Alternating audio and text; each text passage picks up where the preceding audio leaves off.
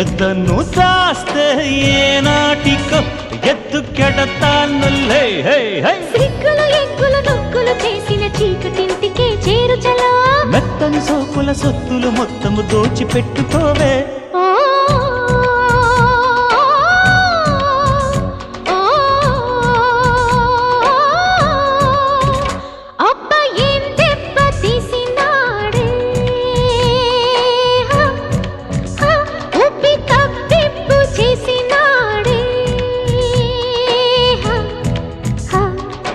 అక్కడ దెబ్బ ఇక్కడ పెట్టి తిక్కలు పుడుతుంటే దప్పిక కానీ దాహం పుట్టి ముద్దులు పెడుతుంటే ఓ